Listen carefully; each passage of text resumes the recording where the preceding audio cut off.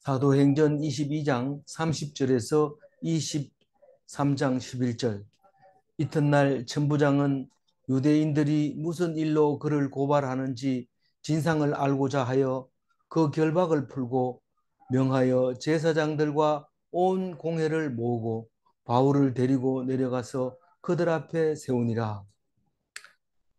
어제는 그 돌 계단 위에서 어,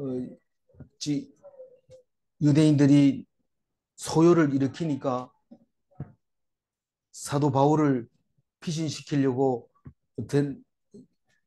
로마 군영으로 들어가고 있는 그 돌 계단 앞에서 어, 사도 바울이 라틴어로 라틴어가 아니고 헬라어로 내가 말할 수 있느냐 이러니까 깜짝 놀래고 네가 말할 줄 아느냐 사람들에게 얘기할 수 있도록 해달라. 그래서 히브리어로 말을 하고 그래서 어, 천부장에게는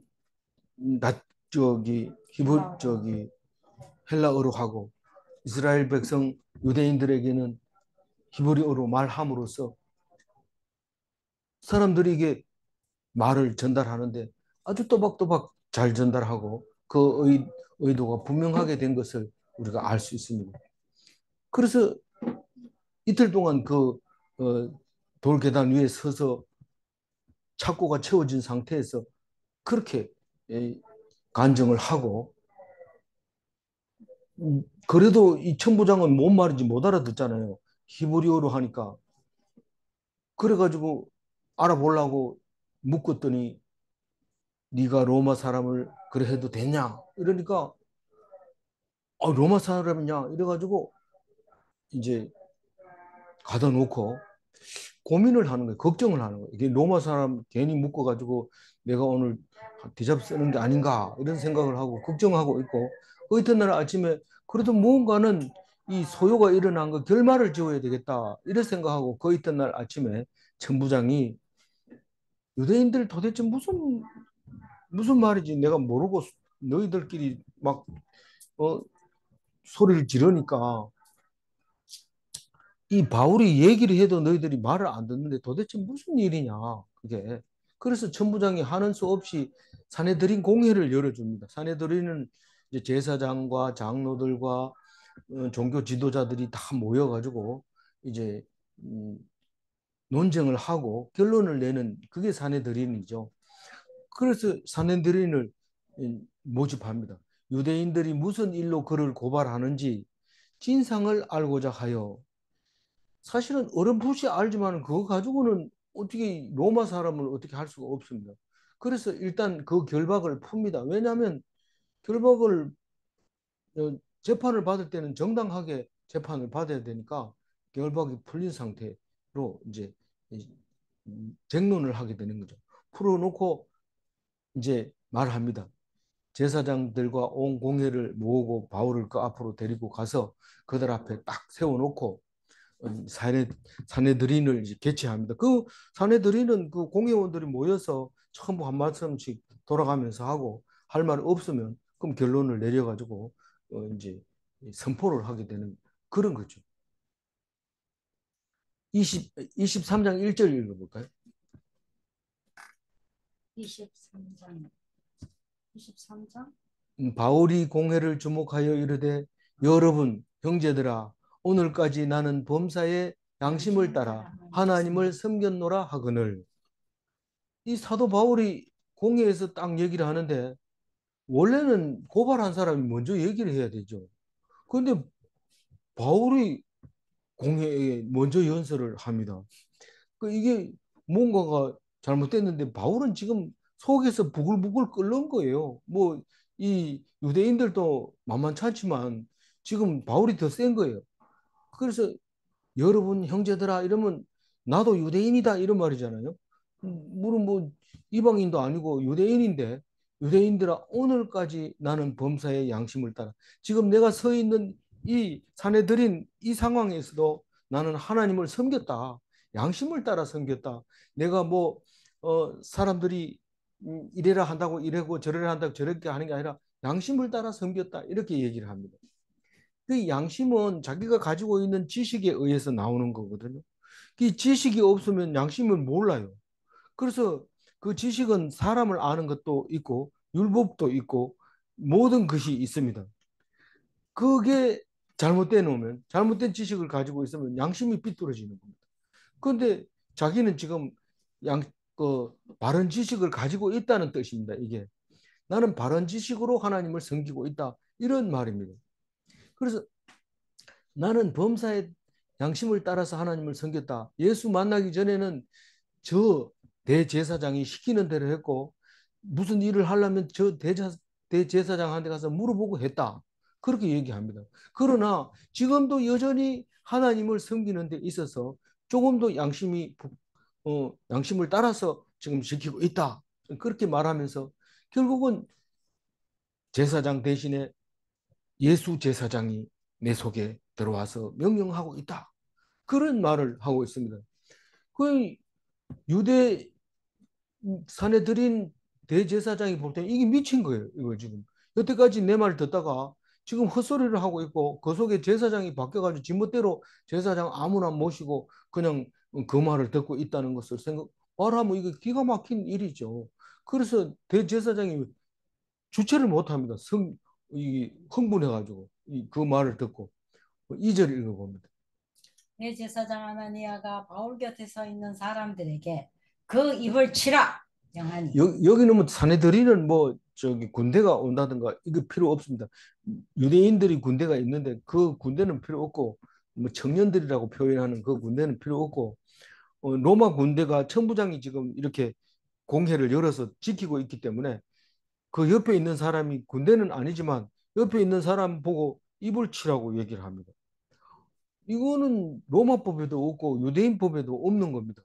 말하는 사람을 말 못하게 입을 친다는 게 말이 됩니까? 그런데 이거는 엄연하게 이건 폭력이고 완전히 주권 남용이고 그런 상황입니다. 입을 치라는 말은 뭐 이 통치권으로 따진다면 로마인을 주먹으로 친다는 건 말이 안 됩니다. 입을 주먹으로 친다면 그건 뭐 큰 잘못이죠.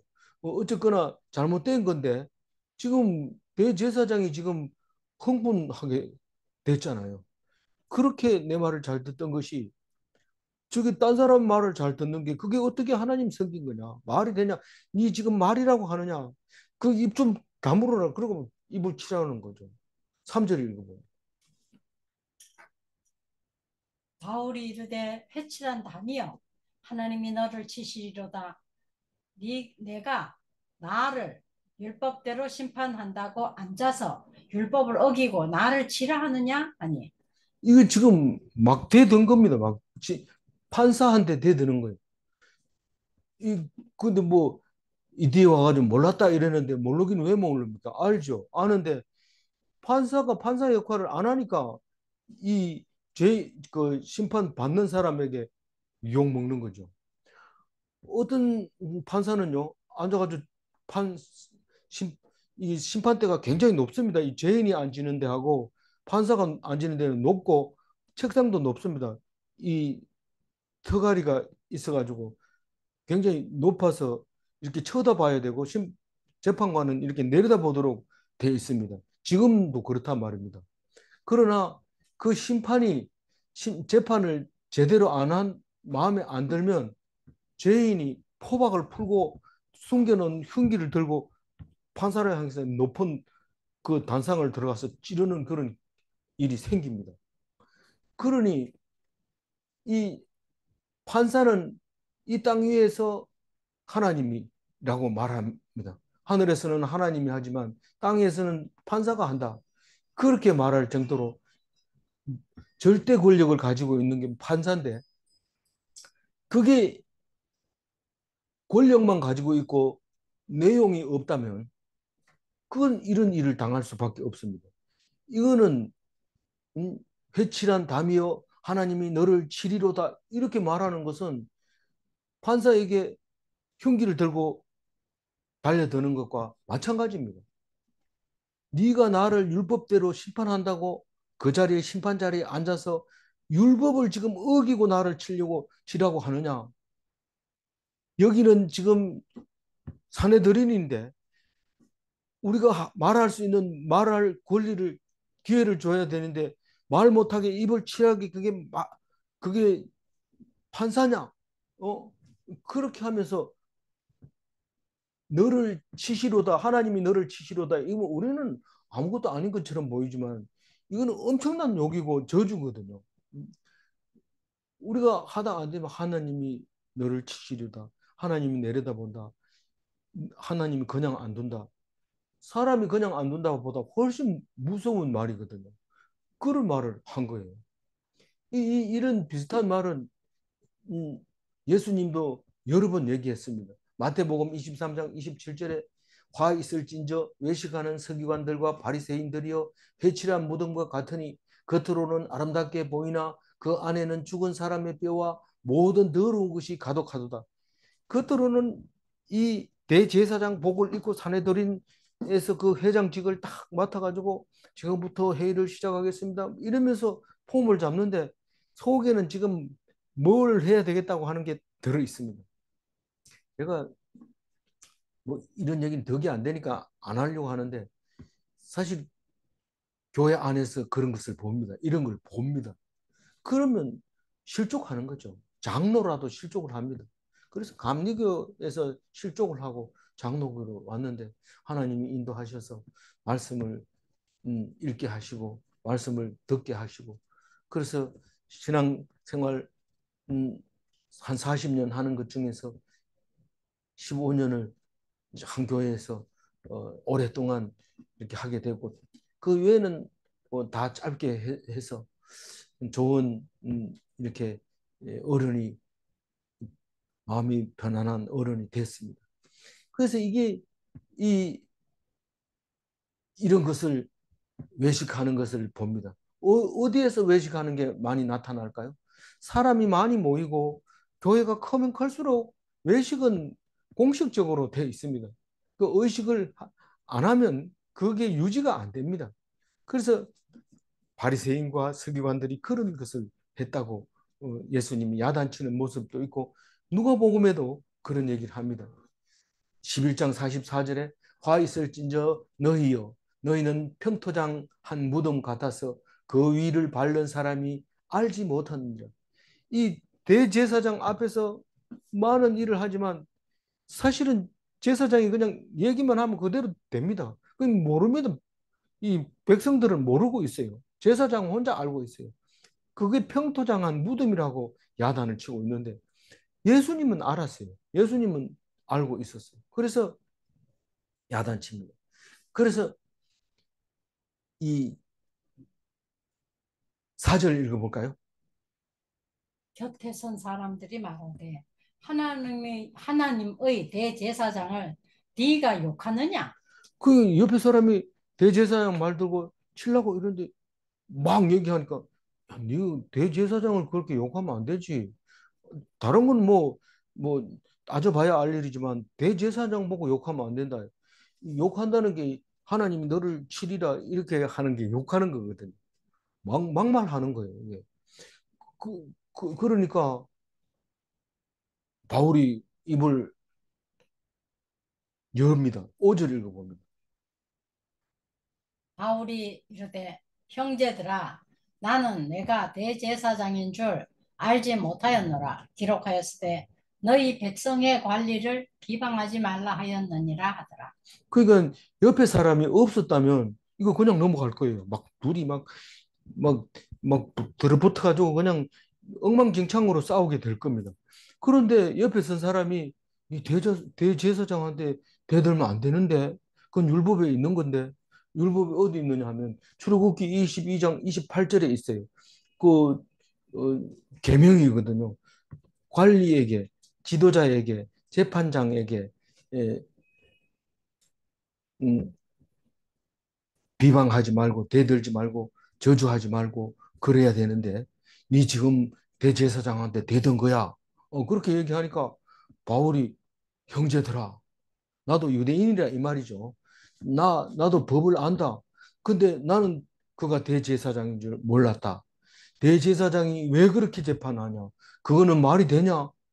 들어보고 진술해보고 조목조목 따져야지 입을 치라 하면 그게 말이 되냐? 그래서 몰랐다는 거예요. 그래 하는 거는 재판장이 대제사장이 아닐 수도 있다고 생각한 거죠. 이게 엉망진창이구나 이거 이러면서 내가 얘기했다는 겁니다. 내가 백성의 관리를 비방하지 말라는 얘기 내가 모르는 거 아니다. 내가 여태까지 지켜왔고 지금도 지키고 있다. 그런데 난 몰랐다. 나 그렇게 얘기를 합니다.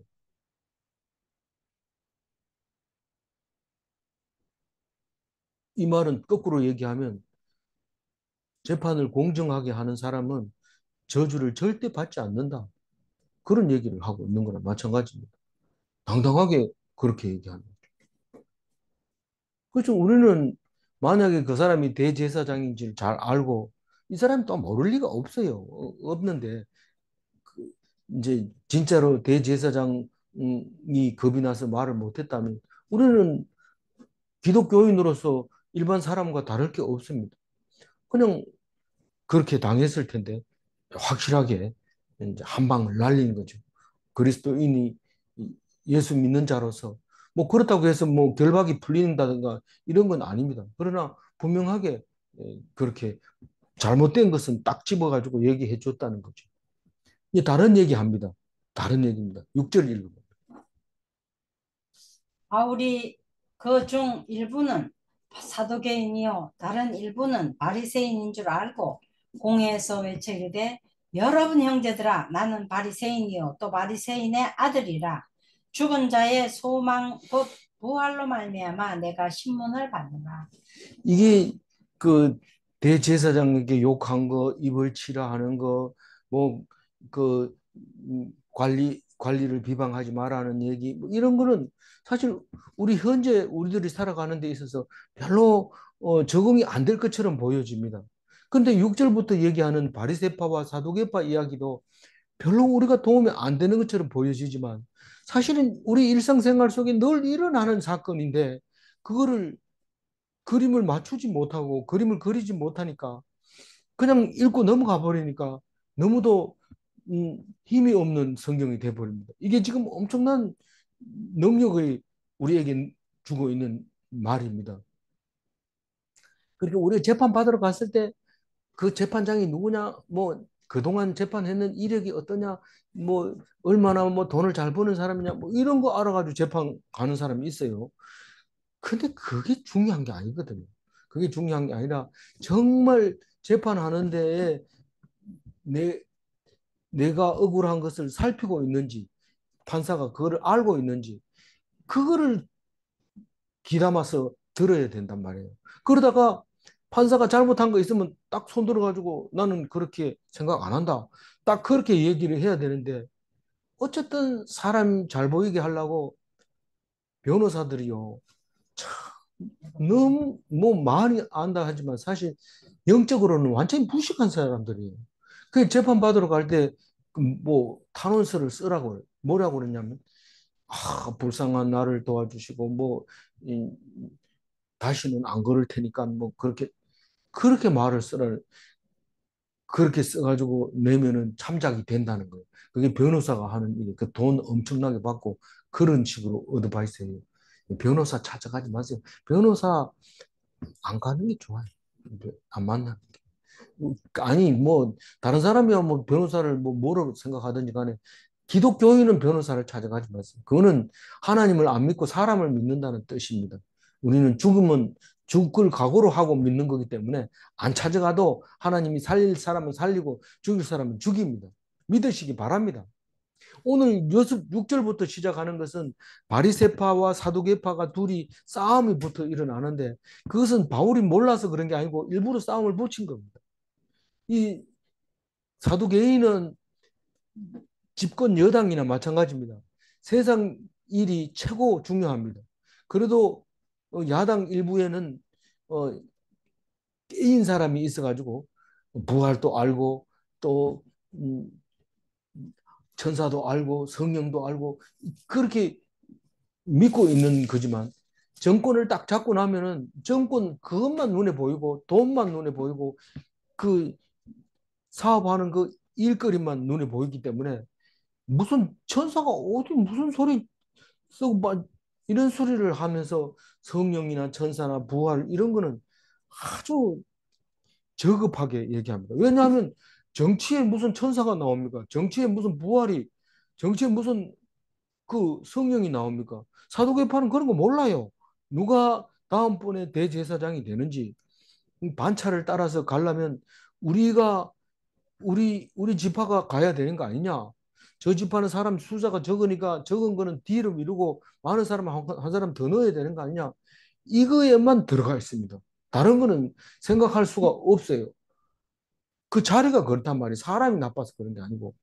그런데 바리새인은 사두개인들이 율법의 을 지키는 제사장들이라 하면서도 그걸 제대로 못 지키죠. 당연히 정치를 하다 보면 못 지킵니다. 뭐 안식일 날을 또 멀리 가야 될 경우도 있고 뭐 그러니까 그걸 비난하면서 성경을 더 보면서 하다 보면 또 시간이 남으면 부활도 생각하고 천사도 생각하고 성령도 인정하고 그런 것 같아. 없지는 않는 것 같아. 있는 것 같아. 이러면서 바리새인은 훨씬 더 개방적입니다. 우리는 시간이 많이 나면은 나쁠 것 같지만 이 놀고 먹는 사람이요. 훨씬 더 영적으로는 발달합니다. 그래서 고난 당하는 사람을 조심해라. 함부로 얘기하지 마라.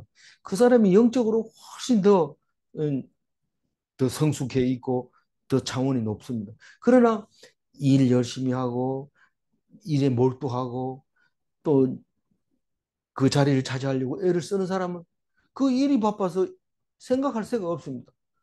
부활은 뭐야? 지금 당장 이걸 해야 되는지 부활의 의미를 뭔 의미가 있나? 그런데 노는 사람은 놀면서도 나는 부활한다. 저렇게 열심히 하던 사람은 돈 안고 죽는다. 이러면서 느긋하게 편하게 지냅니다.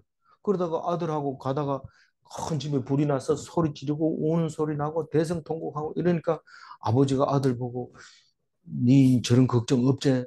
이러면서 다 그 아버지 덕이다. 이런 얘기를 하는데 그게 그 사람이 뭐 일부러 말 잘해서 그런 게 아니라 진심으로 그 아들한테 얘기하는 거예요. 집 한 채라도 물려주면은 관리 잘했나? 거기 뭐 세는 잘 받았나? 거기 뭐 집값이 내려간다는데 괜찮겠나? 뭐 대출 받은 거는 뭐 어떻나? 계속 앉으면 그 얘기만 합니다. 그게 인생이 사는데 무슨 집이 무슨 자기 인생에 도움이 됩니까? 그러나 아무도 없는 사람은 내가 매일 기쁘게 술 이렇게 하는 거죠. 그러니까 우리는 돈 없는 것을 기쁘게 생각해야 돼요. 그리고 조금 아픈 것도 더 기쁘게 생각해야 되고 조금은 외로운 것도 더 기쁘게 생각해야 돼요.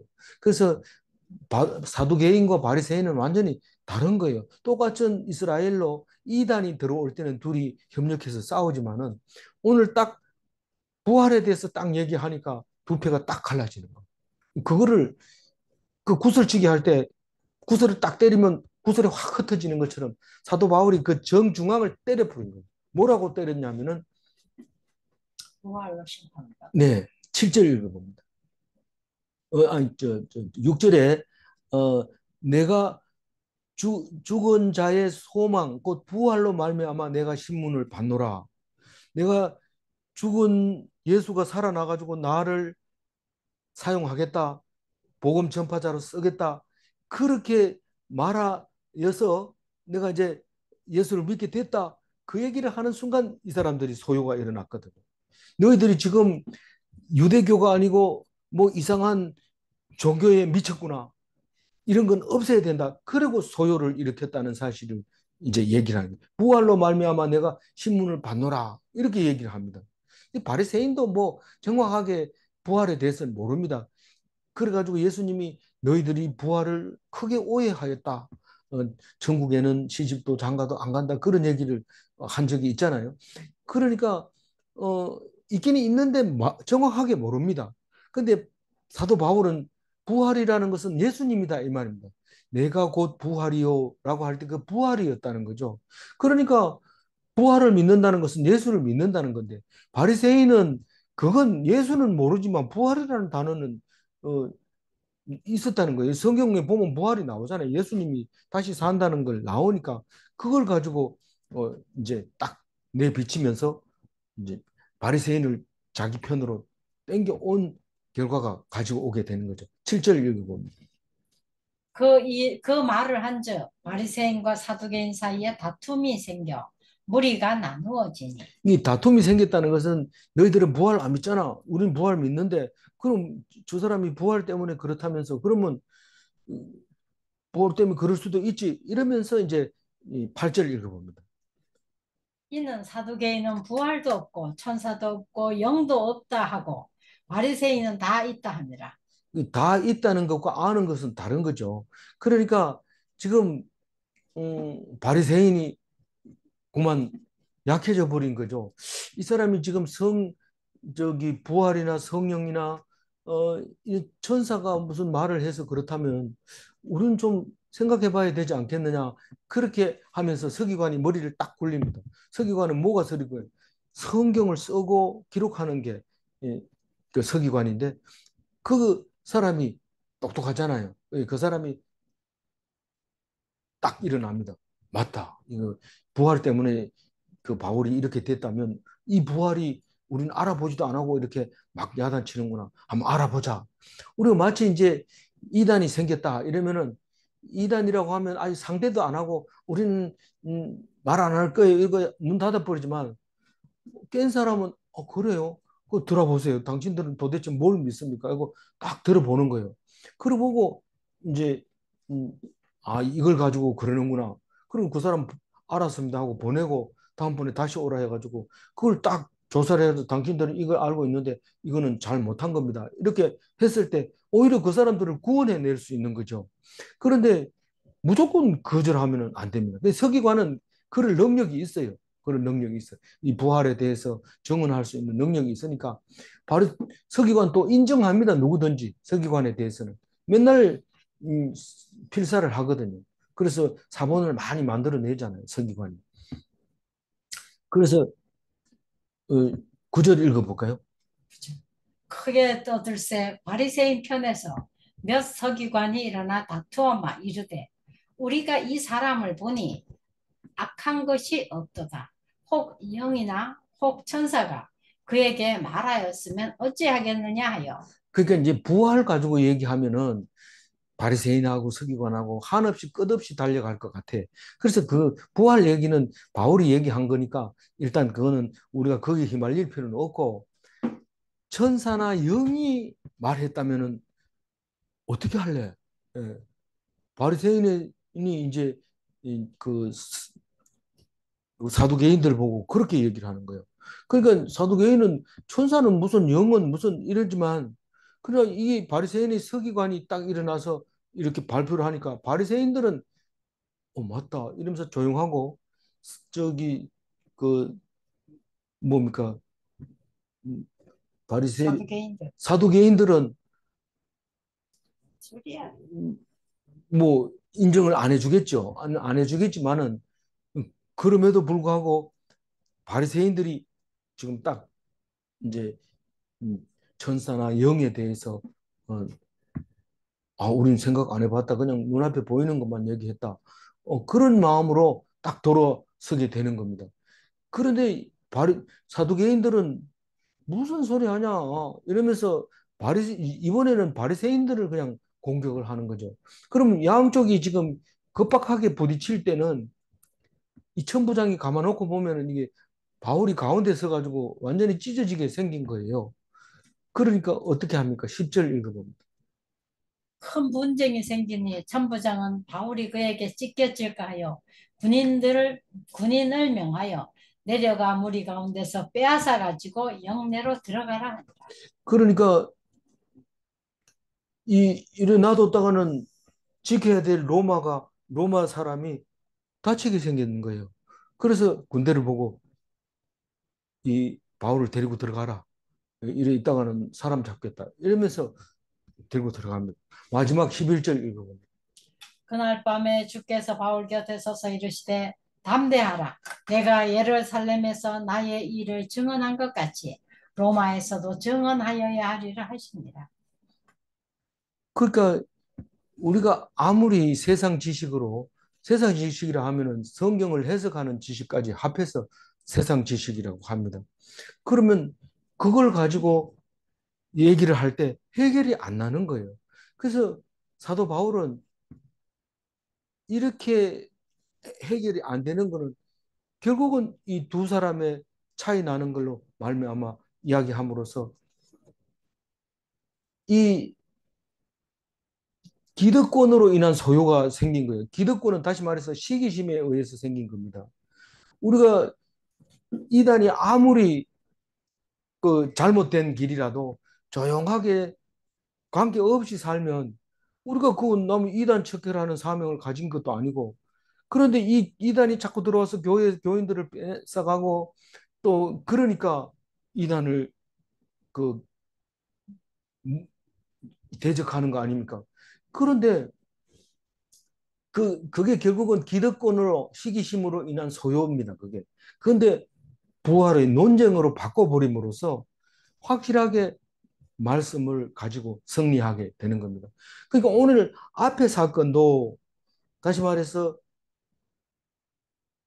그 제사장 아나니아를 하니까 세 사람 이제 다 나왔어요. 그 바울에게 세례한 아나니아와 삽비라. 근데 이 아나니아하고 얘기도 말씀으로 말미암아 다친 데 없이 승리하게 되고 여기 바리새인과 사두개인들이 싸움에서도 말씀으로 결국은 안 다치고 살아남는 겁니다. 우리는 말씀으로 살아남아야 돼요. 그래서 11절 읽은 거죠. 네. 예. 그래서 성령이 인도합니다. 이, 뭐,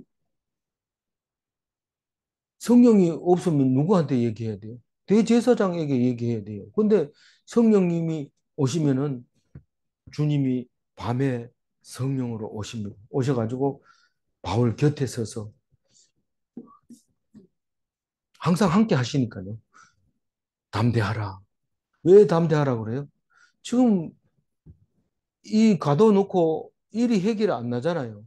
나갈 생각할 필요가 할 수가 없어요. 근데 뭐 나가고 들어가고 문제가 아니고 네 마음이 담대하라는 거. 네 마음이 나가는 것도 목적이 아니고 거기 영 그 군대 로마 군대 막사에서 사는 것도 목적이 아니고 너는 그냥 마음을 담대하게 먹어라.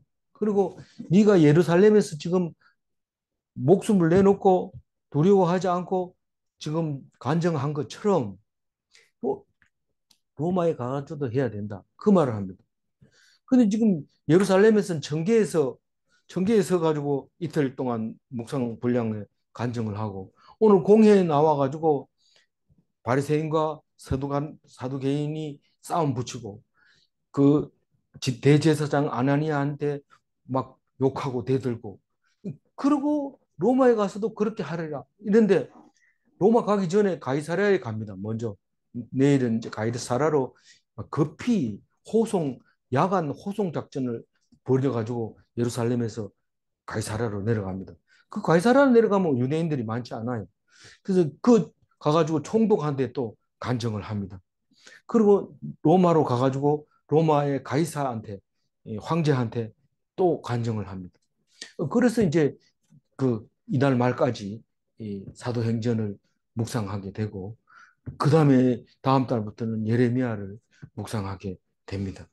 예레미야는 지난번에 절반 하고 놔두는 거 마지막 절반을 하게 됩니다. 오늘 5절 말씀 읽어보고 마무리하겠습니다. 바울이 이르되 형제들아 나는 그가 대제사장인 줄 알지 못하였노라. 기록하였으되 너의 백성의 관리를 비방하지 말라 하였느니라 하더라. 말씀이 충만하면 말씀 없는 재판관을 저주할 수도 있어요. 그냥 싹 무시하는 거죠. 내가 네 재판을 받아들일 것 같으냐 뭐 이런 정도의 그 말을 할 수 있습니다. 말씀이 충만하면 그렇다는 겁니다. 그 다음에 죄를 말씀으로 회개하면 용서받을 수 있습니다. 내가 뭐 제사장을 모르고 했든지 알고 했든지 내가 저주했다면 그건 하나님 앞에서 회개 받으면 됩니다. 그러나 우리는 회개 처음부터 회개가 다 돼 있어요. 미래의 죄까지 다 예수님이 했기 때문에 입으로 시인만 하면 됩니다. 시인 안 하면 어떻게 돼요? 그 죄는 그대로 남아 있는데 그래 시인 안 했을 때 어떻게 됩니까? 시인 안 할 수가 없어요. 예수 믿는 사람은 죄를 다 내놓고 시인할 수밖에 없습니다. 질문합니다. 사람이 치면 입술을 다치고 하나님이 치면 억 하고 죽는가? 어, 하나님이 칠 때는 뭐 세게 안 쳐도 탁 치면 이러고 숨이 멈춰 죽습니다. 헤롯 안티파스는 벌레가 먹어가지고 연설하자마자 벌레가 먹었어. 충이 먹어 죽었다. 이랬는데 몸 벌레가 사람을 죽이냐. 이런데 콧구멍 두 개만 딱 막아보고 파리 두 마리만 있어도 충분히 죽일 수 있는 겁니다. 우리는 몰라서 그런 거죠. 하나님이 치면 그래요. 사람은 뭐 쳐봐야 입술만 다치는 거죠. 그 사람 겁낼 필요 없어요. 질문 2. 말씀을 모르는 죄는 사해질 수 없고 죄가 그대로 있는가? 이 죄를 지었는데 말씀을 모르니까 사할 방법도 없고 그 죄는 그냥 있는 거예요. 그게 있으면 죽으면 네 죄 때문에 죽는 거야. 그거는 어쩔 수 없는 거예요. 근데 제가 생각나는 말씀을 알면 죄가 생각나고 죄가 생각나면 그것을 인정하면 사해 주시고 그리고 죄 없이 임종을 하지만 죽은 자 가운데서 다시 살린다는 것을 믿을 수 있도록 믿게 해 주시는 거죠. 그래서 믿으면 영생을 얻게 되는 것입니다. 기도하겠습니다. 하나님 감사합니다. 바울이 말씀이 충만하여 대제사장들에게 대들고 바리새인과 사두개인들을 싸움을 붙이고 그렇게 로마 군인 천부장이 호송을 해서 안전하게 또 들어가게 하고 그런 것을 봅니다. 우리는 사람을 의지했다면 찢겨서 죽을 뻔했고 사람을 의지했다면 대제사장의 엉터리 같은 음, 신, 신, 음, 신성모독의 죄로 죽을 뻔한 사도 바울이 그래도 로마까지 가서 간증하고 죽을 수 있도록 해주셔서 감사합니다. 우리는 말씀을 꼭 붙잡고 있으면 로마 군대의 1000명의 군사들이 나를 지켜주고 있다는 것을 기억하게 하시고 오늘 또 말씀 붙잡혀서 많은 사람들이 돈 벌려고 하는 것보다 더 큰 은혜로 나에게 입혀주시는 것을 믿사오니 인도하여 주시고 이끌어 주시고 살게 하여 주옵소서. 지켜주실 줄 믿사오고 감사하며 우리 주 예수 그리스도 이름으로 기도 올리옵나이다. 아멘.